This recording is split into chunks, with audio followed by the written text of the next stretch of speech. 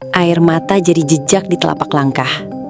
Lika-liku perjalanan timnas Indonesia dari yang benar-benar bikin kita bangga sampai yang seolah bikin kita selalu kecewa. Semuanya hadir jadi paket komplit. Yap, masih teringat jelas rangkaian kegagalan di 2025 benar-benar melukai publik tanah air.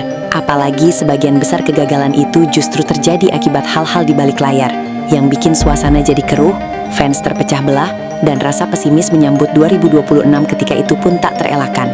Meski begitu, masih ada beberapa pihak yang percaya kalau timnas Indonesia akan bangkit lagi, khususnya untuk tim senior yang bagaimanapun masih punya agenda-agenda besar. Dan benar aja, masuknya John Hartman pelan-pelan mulai membuat kita yakin kalau segala hal udah balik ke arah semestinya. Walaupun ibaratnya harus mulai dari nol lagi, tapi nggak apa-apa. Toh yang udah ya udah, kan gitu.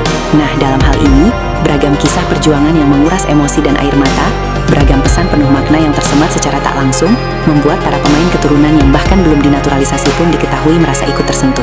Ya, meskipun mereka belum WNI, tapi dengan segala komentar netizen hingga besarnya antusias media, mereka pun juga mengakui cukup intens mengikuti perjalanan timnas Indonesia. Seperti contoh terbaru ada Julian Urip, yang baru aja bikin fans Garuda senyum-senyum lewat unggahan status di Instagram pribadinya. Sesuatu yang pastinya sangat positif. Tinggal gimana nanti sikap federasi merespon ini semua. Karena fair aja, kemampuan para pemain dari kompetisi lokal kita sangat bisa dihitung. Mereka-mereka yang sanggup mengimbangi intensitas pemain kita yang main di luar negeri khususnya Eropa, kan gitu. Sementara itu, ada info soal Ivar Jenner yang masa depannya masih jadi tanda tanya. Tentu bagi sebagian besar fans timnas, Ivar diharapkan bisa kembali bermain di Eropa sesuai dengan apa yang ia utarakan ketika bergabung ke Dewa United. Dan jika itu terjadi, kemungkinan besar Ivar akan out dari skuad AFF karena harus menjalani preseason, di mana hal itu mungkin tidak akan jadi masalah bagi John Hartman. Karena untuk ukuran persaingan di AFF, Indonesia masih punya nama-nama gelandang yang bisa diandalkan, terutama untuk menjadi tandem bagi Tom Hey. Sampai datang kita tetap berdiri, biar dunia lihat hati ini. Satu langkah, satu nyawa. Masih teringat jelas saat kita seolah dibuat senam jantung atas seluruh performa timnas Indonesia di sepanjang 2025 kemarin. Dan harus diakui, ketika tahun itu jadi tahun yang sangat berat bagi kita semua. Meski begitu, dunia terus berputar serta nggak akan berhenti hanya untuk melihat kita meratapi nasib. Jelas dalam hal ini yang paling pertama serta utama untuk mawas diri ya federasi. Karena bagaimanapun justru segala drama, isu, kontroversi yang muncul ya rata-rata sebagian besar dari mereka. Nah, di luar itu, kita harus move on dan menatap ke depan. Dan sekarang kita benar-benar menyambut era baru di bawah pelatih baru John Hartman, di mana dalam 4 pertandingan awal yang dia lakoni, hasilnya bisa dibilang cukup oke, terutama dari sisi konsep bermain. Nah, di 2026 ini, tugas Pak John yang paling utama tentu saja menyiapkan tim agar lebih matang menyambut Piala Asia 2027, serta pastinya menatap kualifikasi Piala Dunia 2030 dengan penuh keyakinan. Memang rasanya panjang, tapi ya mau nggak mau, semua harus dilakukan dengan berkala. Dan pastinya, promosi degradasi pemain itu akan terjadi. Yang jelas, perbaikan harus terus dilakukan, karena tetangga kita pun mulai dari Vietnam, Thailand, sampai Malaysia, semuanya pasti berbenah. Bahkan mereka juga tak segan menambah amunisi dengan pemain keturunan, walaupun yang soal Malaysia itu kocak sih. Lebih lanjut melihat perkembangan yang ada, sekali lagi banyak yang percaya jika tim Garuda bisa bangkit kembali. Dan rasa cinta yang besar itu sejatinya juga menular ke pemain, termasuk mereka-mereka yang statusnya belum jadi WNI, atau yang baru aja sah jadi WNI kayak Luke Vickrey dan Mitchell Baker. Nah, khusus untuk dua nama itu, kita tahu proses mereka udah di-ACC oleh DPR. Dan di sini, Pak Marji selaku Ketua BTN menjelaskan kalau Luke maupun Baker adalah dua talenta muda yang benar-benar diminta John Hartman untuk segera dinaturalisasi. Mungkin tujuannya adalah biar mereka bisa ikut Piala AFF sebagai bagian dari adaptasi sekaligus ngasih mereka pengalaman di laga internasional, khususnya di level senior walaupun masih di lingkup Asia Tenggara. Memang ini adalah permintaan John, ini adalah talentnya John sendiri, dan John betul-betul minta agar supaya kedua pemain ini segera bisa dinaturalisasi. Hari ini kedua pemain sudah sah resmi menjadi warga negara Indonesia, sehingga ini adalah pilihan John, dan kita ingin membuktikan bahwa pilihannya benar, dan akan menghasilkan memperkuat tim ini di masing-masing posisi, lebih kuat, lebih tebal, dan bisa kedalaman ini lebih baik lagi ke depan. Sementara itu, harus diakui juga kalau impact dari keberadaan John Hartman di timnas Indonesia juga menjadi salah satu alasan kenapa masih banyak pemain diaspora yang masih percaya jika masa depan timnas Indonesia bakal bagus. Ya walaupun Pak Karni Ilyas bilang di akun sosial medianya yang intinya, apa masih kurang pemain naturalisasi kita? Wah yo jelas kurang dong Pak. Kecuali liga dan pembinaan kita udah oke, terus banyak pemain lokal yang abroad, kayak Jepang, Korea, baru mungkin kita bisa sedikit membatasi. Kan biar gimana pun program naturalisasi hanya pendamping sekaligus pemacu. Toh biar gimana pun yang kita naturalisasi masih punya garis keturunan Indonesia. Hanya karena mereka lahir dan besar di luar negeri, ya kali dilarang kalau pengen bela Indonesia. Kan lucu.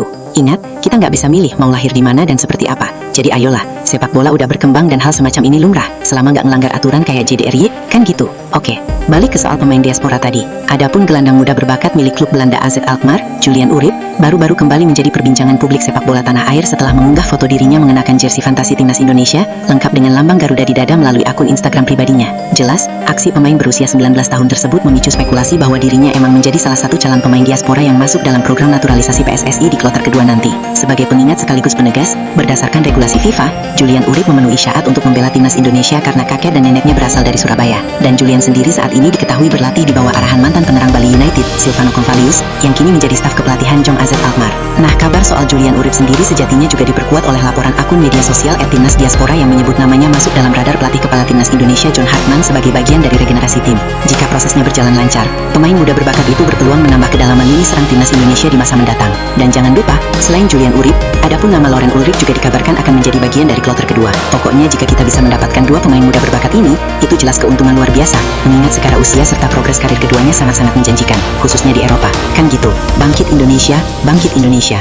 Dari luka kita menuju harapan tertinggi. Bangkit Indonesia, bangkit Indonesia. Kita jaga sampai fajar berdiri. Di sisi lain, ada sedikit kabar soal Ivar Jenner yang kita semua berharap jika dia bisa kembali bermain di Eropa. Karena sebelum ini pun saat diperkenalkan Dewa di paruh musim, Ivar berujar jika dia akan balik ke Eropa selepas kontraknya berakhir. Ketika itu Ivar mengungkap jika ia hanya ingin mencari menit bermain di level senior agar match fitnessnya terjaga. Dan sebenarnya jika Ivar beneran niat mau balik Eropa, Mimin yakin cukup banyak tim yang mau sama dia, walaupun mungkin di divisi 2 Liga Eropa. Tapi seperti kita tahu kalau peluang bagi Ivar dipertahankan Dewa juga terbuka. Tinggal nanti semua tergantung Ivar. Kalau dia udah nyaman di sini dengan gaji gede serta popularitas top ya udah mau gimana lagi. Tapi kalau dia masih ngejar level tertinggi kayak Hubner, kayak Nathan misalnya, ya dia harus berani ambil tantangan itu. Yang jelas, jika Ivar beneran kembali abroad, maka kemungkinan besar dia akan absen di Piala AFF. Karena tahu sendiri ini nggak masuk kalender FIFA, dan Ivar harus menjalani preseason untuk berjuang mendapat tempat utama. Namun dalam hal ini, John Hartman nggak akan ambil pusing, karena untuk ukuran Piala AFF, sejatinya kita masih punya stok gelandang yang bisa bersaing, terutama buat jadi pendamping bagi Tom Hei. Kan gitu. Kendati di satu sisi, salah satu rival kita di ASEAN yang juga nanti bakal jadi lawan kita di Piala Asia, Thailand, ingin Indonesia tampil dengan skuad terbaik, bukan pemain minim pengalaman seperti di edisi 2024 kemarin. Selain itu, Thailand juga kabarnya berharap Indonesia akan tampil dengan full squad ketika FIFA ASEAN Cup. Hal tersebut dimaksudkan agar Thailand punya gambaran melawan Indonesia di Piala Asia 2027. Namun berkaca dari apa yang pernah disampaikan John Hartman, kalau taktik yang dia terapkan semuanya tergantung sikon. Jadi semisal Thailand mau dalam tanda kutip nyolong-nyolong, ya monggo. Tapi bisa dipastikan John Hartman akan sangat adaptif menyesuaikan lawan serta kapasitas pemain yang ada. Kan gitu. Di sawah dan pelabuhan, di sekolah yang sederhana, nama kita bertahan di keringat para penjaga. Terlepas dari apapun, pada akhirnya sepak bola itu emang gak pernah cuma soal menang atau kalah. Kalau dia datang kayak badai ngacak-ngacak isi kepala ngerobohin harapan, tapi anehnya selalu bikin kita balik percaya lagi. Yap, timnas Indonesia sekarang ibarat bara yang sempat ketutup abu. Kelihatannya redup, tapi di dalamnya masih menyimpan api yang siap nyala lebih besar dari sebelumnya. Satu persatu kepingan mulai balik ke tempatnya. Pelatih baru, darah baru, mimpi baru, dan mungkin takdir baru. Karena seperti kata orang, stars cannot shine without darkness. Ya mungkin semua luka di 2025 saat itu cuma bahan bakar buat ledakan yang lebih besar di depan mata. Yang jelas sekarang tugas kita tinggal percaya dan tunggu waktunya tiba. Sebab kalau roda ini terus muter ke arah yang benar, bisa jadi nanti Asia bukan lagi tempat kita belajar, tapi tempat mereka belajar cara ngejar Indonesia. So, buat semua elemen timnas, tetap semangat dan sukses selalu. Oke, kita Garuda. Lihat hati ini tak mati.